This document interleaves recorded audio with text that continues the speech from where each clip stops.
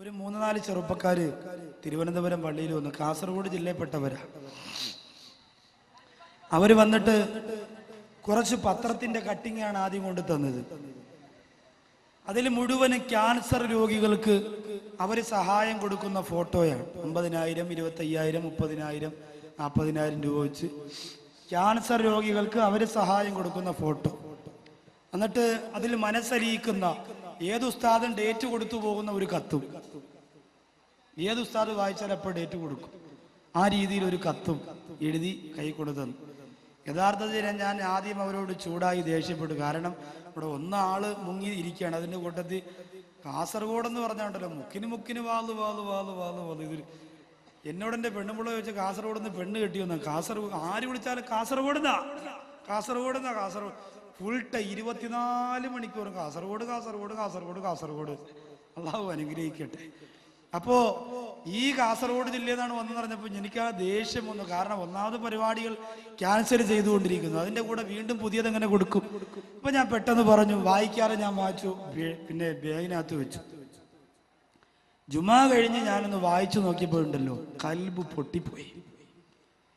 ആ മക്കള് പാവപ്പെട്ടവരെടുത്തു പോയിട്ട് 50, 100, 250, 500 വാങ്ങിയിട്ട് ക്യാൻസർ രോഗം പനി പടരുന്ന പോലെ പടർന്നു പിടിച്ചുകൊണ്ടിരിക്കുന്ന കാസർഗോഡ് ജില്ലയുടെ ഒരു ഭാഗം, ആ ഭാഗത്തെ രോഗികൾക്ക് അവരെ കൊണ്ട് പറ്റുന്ന സഹായം ചെയ്യുന്നു.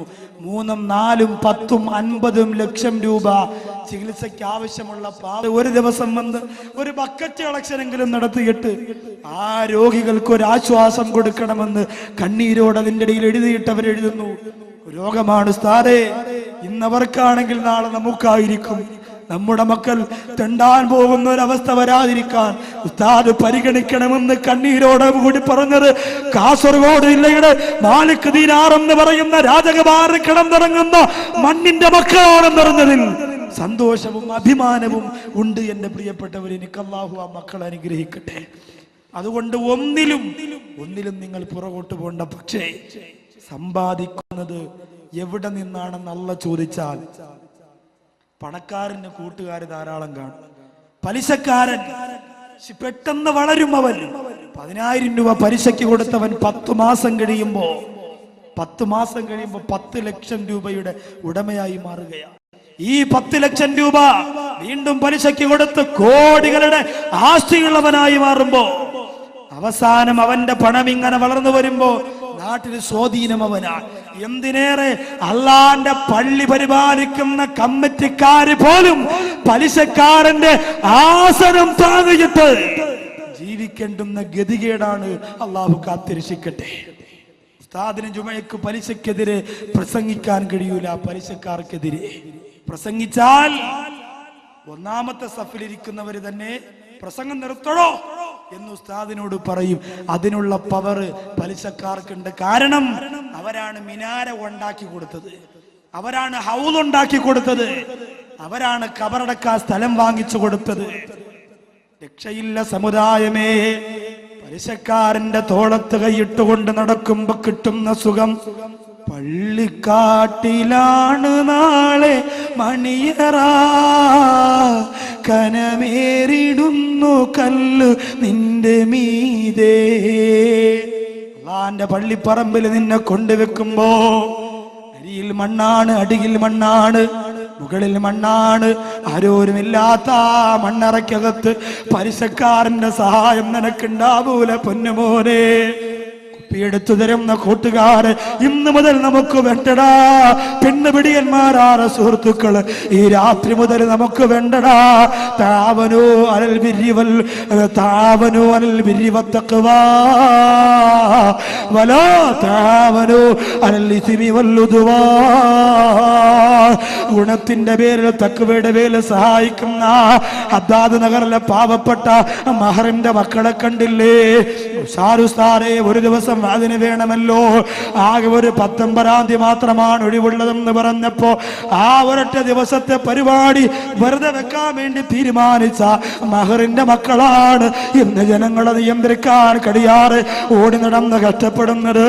അവരുടെ തീരുമാനം കണ്ടോ? അവരൊരുമിച്ച് നിന്നപ്പോ, അവർ ഉസ്താദുമാരോട് അഭിപ്രായം ചോദിച്ചപ്പോ, അവര് സയ്യിദന്മാരോട് ഉപദേശം ചോദിച്ചപ്പോ, ഈ നാട്ടിലും ഈ മഹലിലും അതിന് പുറത്തുമുള്ള ഒരു അന്യമതത്തിൽപ്പെട്ട പെൺകുട്ടിയടക്കം 7 പാവപ്പെട്ട പെൺകുട്ടികളുടെ കണ്ണീരിന്റെ തുള്ളികൾ ഈ ദുനിയാവിന്റെ തൊലിക്ക് പുറത്ത് വീഴുന്നതിന് മുമ്പ് കൈക്കുമ്പിൾ കാണിച്ചേറ്റെടുക്കാ ആ പാവപ്പെട്ട ചെറുപ്പക്കാർക്ക് കഴിഞ്ഞു പോയത് എന്തിന്റെ പേരിലാ? താവനോ അലൽ ബിർരി വത്തഖ്വ, പരസ്പരം അല്ലാഹുവിന് വേണ്ടി സഹായിക്കടാ. എന്തിനാ സിനിമയ്ക്ക് വേണ്ടി കൂട്ടുകൂടുന്നത്? എന്തിനാ നാട്ടിൽ ഫിത്നയുണ്ടാക്കാൻ ഒരു കൂട്ടുകൂടുന്നത്? എന്തിനാണ് ഉസ്താദുമാരെ കുറിച്ച് ആക്ഷേപം പറയാന്, പരിഹാസം പറയാന്, ഉസ്താദുമാർ അറിയാത്ത കാര്യങ്ങൾ ഉണ്ടാക്കി പറയാന്? എന്തിനാണ് തോളത്ത് കൈയിട്ടുകൊണ്ട് പണത്തിന്റെ പവറിൽ അങ്ങനെ ഒരു കൂട്ടുകെട്ട് എന്തിനാ? എന്റെ പ്രിയപ്പെട്ട ചെറുപ്പക്കാരാ, നമുക്ക് വേണ്ടത് അല്ലാഹുവിന്റെ പൊരുത്തത്തിന് വേണ്ടിയുള്ള കൂട്ടുകെട്ടാ. ആ കൂട്ടുകാരന്റെ കണ്ണീരുള്ള ദുആയാണ് നമുക്ക് വേണ്ടത്. പണത്തിന്റെ പവർ ദുനിയാവിന്റെ നൈമിഷികമാകുന്ന അന്തരീക്ഷത്തിൽ കെട്ടടങ്ങും പ്രിയപ്പെട്ടവരെ. വല്ലാഹിറത്തു ഖൈറും വഅബ്ഖാ, എന്നെന്നും ശേഷിക്കുന്നതും ഉത്തമമായതും ആഖിറം മാത്രമാണ്. അല്ലാഹു നമ്മെ അനുഗ്രഹിക്കുമാറാകട്ടെ. നമ്മളൊക്കെ ഭാഗ്യവാന്മാരാണ്. ഇരിക്കുന്ന ഈ ജനസഞ്ചയത്തെ ഒന്ന് കണക്കെടുത്തു നോക്കുക. 15 വയസ്സ് മുതൽ 35 വയസ്സിനകത്തുള്ള ആയിരക്കണക്കിന് ചെറുപ്പക്കാർ ഈ സദസ്സിലും ഈ പരിസരങ്ങളിലും നിറഞ്ഞു കവിഞ്ഞിട്ടുണ്ട്. ഇവരെ നമുക്ക് പിശാചിന്റെ ചവിട്ടിത്തേക്കാൾ വിട്ടുകൊടുക്കാൻ പറ്റോ? എന്റെ പ്രിയപ്പെട്ടവരെ, ഇവരെ നമുക്ക് അല്ലാഹുവിന്റെ ദീൻ പൊളിക്കുന്നവരാക്കി മാറ്റണോ? ഇവരെ നമുക്ക് അല്ലാഹുവിന്റെ റസൂലിനെ ചവിട്ടിത്തേക്കുന്നവരാക്കി മാറ്റണോ? വേണ്ട. ഇവരെ നമുക്ക് അല്ലാഹുവിന്റെ മക്കളാക്കി മാറ്റാൻ, നമ്മുടെ സമുദായത്തിന് ആവശ്യം വരുമ്പോൾ ഒരുമിച്ച് നിൽക്കുന്നവരാക്കി മാറ്റാൻ നമുക്ക് സാധിക്കണം. അതുകൊണ്ട് എവിടെ നിന്ന് പണം സമ്പാദിക്കുന്നു എന്നത് വളരെ കറണ്ടായിട്ട് കണക്കാക്കേണ്ട കാര്യമാണ്. പലിശയിലൂടെയുള്ള സമ്പാദ്യം നമുക്ക് വേണ്ട. കള്ള് കച്ചവടത്തിലൂടെയുള്ള പണം നമുക്ക് വേണ്ട. സഹോദരിമാരെ, ഭർത്താവ് ഗൾഫിൽ നിന്ന് ഫോൺ വിളിക്കുമ്പോ എല്ലാം ഇങ്ങനെ വാരിക്കൊണ്ട് വഞ്ചിച്ചുകൊണ്ട് കൊണ്ടുവരാൻ പറയുന്ന സ്വഭാവം എന്റെ സഹോദരിമാർക്കുണ്ടത് വേണ്ട. അതൊക്കെ മാറ്റിവെച്ചുകൊണ്ട് ഉള്ളത് മതി. പൊരുത്തത്തോടെ അല്ലാഹു തരുന്ന ബറക്കത്തുണ്ടല്ലോ, അല്ലാഹു തരുന്ന ബറക്കത്ത് വളരെ വിശാലമാണ്. ആ ബറക്കത്ത് മതി നമ്മുടെ പണത്തിന്. അല്ലാഹു തൗഫീഖ് തരട്ടെ. ബഹുമാനപ്പെട്ട ഉമർ ബിൻ ഖത്താബ് റളിയല്ലാഹു അൻഹു ഇറാഖ് എന്ന് പറയുന്ന രാജ്യത്തെ കീഴടക്കുകയാണ്. ഇറാഖ് എന്ന് പറയുന്ന രാജ്യത്തെ കീഴടക്കിയിട്ട് ഉമർ ബിൻ ഖത്താബ് റളിയല്ലാഹു അൻഹു സ്വത്തുവകകളും ആഭരണങ്ങളും എല്ലാം കിട്ടിയപ്പോ ഉമർ റളിയല്ലാഹു അൻഹു പൊട്ടിക്കരയുകയാ. അണികൾ വന്നിട്ട് ചോദിക്കുന്ന, പ്രിയപ്പെട്ട ഖലീഫ, അവിടെ നിന്നിരാ കരയുന്നത്? സ്വത്ത് കിട്ടിയില്ലേ? ആഭരണം കിട്ടിയില്ലേ? അധികാരം കിട്ടിയില്ലേ? ഇറാഖ് എന്ന രാജ്യത്തെ പിടിച്ചടക്കാ കഴിഞ്ഞില്ലേ? പിന്നെന്തിനാ അവിടെ നിന്ന് പൊട്ടിക്കരയുന്നതെന്ന് ചോദിച്ചപ്പോ ബഹുമാനപ്പെട്ട ഉമർ ബിൻ ഖത്താബ് റളിയല്ലാഹു അൻഹു കരഞ്ഞുകൊണ്ട് പറഞ്ഞതെന്താ? ഇന്നലിൽ മാലി ലററാറാ കലറാരത്തിൽ ഖംരി. കള്ളു മനുഷ്യന്റെ തലച്ചോറിനെ പിടിക്കുന്ന പോലെ, കള്ളു മനുഷ്യന്റെ മസ്തിഷ്കത്തെ മരവിപ്പിക്കുന്നത് പോലെ സമ്പത്ത് മനുഷ്യനെ പിടിച്ചടക്കുന്നതാ. ഒരുപാട് പണം വന്നു പോയാ അല്ലാഹുവെ മറക്കുന്നതാ. ഒരുപാട് സുഖം വന്നു പോയാ അല്ലാഹുവെ മറക്കുന്നതാ. ഒരുപാട് ആഡംബരം വന്നു പോയാ പടച്ചോനെ മറക്കുന്നതാ. ഉമർ ബിൻ ഖത്താബ് റളിയല്ലാഹു അൻഹു അല്ലാഹുവിന്റെ പള്ളിയിലേക്ക് നിസ്കരിക്കാൻ വേണ്ടി ഓടി വരികയാ. അസ്ർ നിസ്കാരത്തിന് ഓടി വരുമ്പോ സുബ്ഹാനല്ലാഹ്, അല്ലാഹുവിന്റെ ആരംഭപ്പുവായ റസൂൽ നിസ്കാരം കഴിഞ്ഞിട്ട് സലാം വീട്ടുന്ന രംഗമാ കണ്ടത്. ഉമർ റളിയല്ലാഹു അൻഹു കരയുകയാ. സലാം വീട്ടിയ പ്രവാചകന്റെ മുമ്പ് പോയിരുന്നിട്ട് കരഞ്ഞുകൊണ്ട് പറയുന്ന, നബിയേ, ഇന്നലെ ഞാൻ വാങ്ങി ഈന്തപ്പനത്തോട്ടമുണ്ടല്ലോ, അത് അള്ളാന്റെ ദീനിന് വേണ്ടി സ്വതക്ക തരുന്ന നബിയേ. അള്ളാന്റെ റസൂൽ ചോദിച്ചു, എന്തേ ഉമർ ഇതിന്റെ കാരണവും? ഉമർ റളിയല്ലാഹു അൻഹു പറയുന്ന, നബിയേ, ആ ഈന്തപ്പനത്തോട്ടത്തിൽ വെള്ളമൊഴിച്ചു കൊടുത്തത് കൊണ്ട്, ആ ഈന്തപ്പനത്തോട്ടത്തിൽ വെള്ളമൊഴിക്കാൻ പോയത് കൊണ്ട് എന്റെ അസർ നിസ്കാരത്തിന്റെ പ്രവാചകന്റെ കൂടെയുള്ള ജമാഅത്ത് നഷ്ടപ്പെട്ടു പോയി നബിയേ. അതുകൊണ്ട് ആ തോട്ടം എനിക്ക് വേണ്ട എന്ന് പറഞ്ഞവർ ദുനിയാവിന്റെ ആഡംബരത്തിന്റെ അപകടമറിഞ്ഞവരാ. നമ്മളോ ഭർത്താവ് ഗൾഫിൽ നിന്ന് വന്ന പിന്നെ മുസല്ലമടക്കി കട്ടിലിന്റെ അടിയിൽ വലിച്ചെറിയുന്ന കാസർഗോഡ് ജില്ലയിലെ പെങ്ങളെ, പർദ്ദ കൊണ്ട് മാത്രം സ്വർഗം കിട്ടുമെന്ന് മോഹിക്കണ്ട, മക്കനെ കൊണ്ട് മാത്രം സ്വർഗം കിട്ടുമെന്ന് മോഹിക്കണ്ട, ഭർത്താവിന്റെ കൂടെ ആണ്ട് നേർച്ചയ്ക്ക് മുറൂസിനും പോയത് കൊണ്ട് മാത്രം സ്വർഗം കിട്ടുമെന്ന് കരുതണ്ട. അള്ളാനെ പേടിച്ചുകൊണ്ട് ഓരോ സെക്കൻഡും ചെലവഴിക്കാ എന്റെ പ്രിയപ്പെട്ട സഹോദരിമാര് മനസ്സ് വെക്കണേ. അള്ളാന്റെ റസൂല് പറയുന്നു, ഇന്നലിൽ മാലി ലളറാറ കളറാറത്തിൽ ഖംരി. സമ്പത്തിന്റെ ഒരു മാസ്മരിക ശക്തിയുണ്ട്. കളറാറത്തിൽ ഖംരി, കള്ളിന്റെ ശക്തി പോലെ, കള്ള് തലച്ചോറിൽ പിടിക്കുന്ന പോലെ, കള്ള് മസ്തിഷ്കത്തെ മരവിപ്പിക്കുന്ന പോലെ പണം മനുഷ്യനെ മരവിപ്പിക്കുന്നതാണ്. ചില ആൾക്കാരൊക്കെ ഗൾഫിൽ പോയിട്ട് വന്നാ പിന്നെ ആരും അറിയൂല, 10 കാശ് കിട്ടിക്കഴിഞ്ഞാൽ പിന്നെ ആരെയും തിരിച്ചറിയൂല. അള്ളാഹു കാത്തിരക്ഷിക്കട്ടെ. ഉമർ റളിയല്ലാഹു അൻഹു പറയുന്നു, ഇറാഖ് എന്ന് പറയുന്ന രാജ്യത്തെ പിടിച്ചടക്കി ധാരാളം സ്വത്തും സമ്പാദ്യവും ഒക്കെ കിട്ടിയതിന്റെ പേരിൽ എന്തിനാണ് ഞാൻ കരയുന്നതെന്ന് ചോദിച്ച സഹാബ, ഈ സ്വത്തിന്റെ പേരിൽ നിങ്ങളുടെ മനസ്സ് മാറാൻ സാധ്യതയുള്ളത് കൊണ്ട് ഞാൻ പൊട്ടിക്കരയുകയാണ്. അല്ലാഹു തആല നമ്മെ കാത്തിരക്ഷിക്കട്ടെ. ബഹുമാനപ്പെട്ട സഅദ് റളിയല്ലാഹു അൻഹു ഒരിക്കൽ പ്രവാചകന്റെ മുമ്പ് വന്നിട്ട് പറഞ്ഞു, അല്ലാഹുവിന്റെ റസൂലേ, അങ്ങ് എനിക്ക് വേണ്ടി ദുആ ചെയ്യണം. ഉദുല്ലാഹ അയ്യജഅലനി മുസ്തജാബ ദഅവാ. അല്ലാഹു ദുആ സ്വീകരിക്കപ്പെടുന്ന ഒരാളാകണമെന്ന് ആഗ്രഹമുണ്ട്. അതിനുവേണ്ടി അള്ളാന്റെ നബി അവിടെ ദുആ ചെയ്യണം. നമ്മൾ ചെയ്യുന്ന ദുആ അല്ലാഹ് സ്വീകരിക്കണമെന്ന് ആഗ്രഹിക്കാത്ത എത്ര പേരുണ്ട്? എല്ലാവർക്കും ആഗ്രഹമുണ്ട്. ചോദിച്ച അപ്പ കിട്ടണമെന്നാണ് നമ്മുടെ ആഗ്രഹം. ചോദിച്ചാൽ ആ സെക്കൻഡിൽ കിട്ടണം. ഇല്ലെങ്കിൽ നമുക്ക് മുമ്പ് ഒരാള് റമളാൻ മാസത്തിൽ ലൈലത്തുൽ ഖദർ ചോദിച്ചു. റമളാൻ മാസത്തിൽ ലൈലത്തുൽ ഖദർ ചോദിച്ചു. അയാൾ എന്ത് കാര്യം ചോദിച്ചാൽ അപ്പടി കിട്ടണം, ഇല്ലെങ്കിൽ വലിയ പാടാ. അങ്ങനെ അള്ളാന്റെ പള്ളിക്കകത്ത് ലൈലത്തുൽ ഖദർ ഇരിക്കാൻ വേണ്ടി പോയി. ലൈലത്തുൽ ഖദറിൽ ഇഅ്തികാഫ് ഇരിക്കാൻ വേണ്ടി അള്ളാന്റെ റസൂൽ സല്ലല്ലാഹു അലൈഹി വസല്ലമ തങ്ങൾ ഇഅ്തികാഫിന്റെ പ്രതിഫലം പറഞ്ഞ പള്ളിയിലേക്ക് അയാൾ നിസ്കരിക്കാൻ വേണ്ടി പോയി. എല്ലാ ഉപ്പപ്പമാരും പള്ളിയുടെ ഫ്രണ്ടിൽ പോയി, അല്ലാഹുവേ ലൈലത്തുൽ ഖദർ തരണേ അല്ലാ, ലൈലത്തുൽ ഖദർ തരണേ അല്ലാ എന്ന് ദുആ ചെയ്തുകൊണ്ടിരിക്കുക. ഇയാളും പോയിട്ട് ലൈലത്തുൽ ഖദർ തരണേ അല്ലാ എന്ന് പറഞ്ഞുകൊണ്ട് ദുആ ചെയ്തുകൊണ്ടിരുന്നു. അന്ന് പഴയതുപോലെ ഇന്നത്തെ പോലെ ലൈറ്റും വലിയ വലിയ പ്രകാശമുള്ള ട്യൂബ് ലൈറ്റുകളൊന്നുമില്ല. ആ ഒരു മണ്ണെണ്ണ വിളക്ക് മാത്രമേ ഉണ്ടാവുള്ളൂ. അതിങ്ങനെ പള്ളിയുടെ പുറകുഭാഗത്ത് കെട്ടിത്തൂക്കിയിട്ടിരിക്കും. പള്ളിയുടെ പുറകുഭാഗത്ത് ഇങ്ങനെ കെട്ടിത്തൂക്കിയിട്ടിരിക്കും, അത്ര മാത്രമേ ഉണ്ടാവുള്ളൂ, മണ്ണെണ്ണ വിളക്ക്. ആ മണ്ണെണ്ണ വിളക്ക്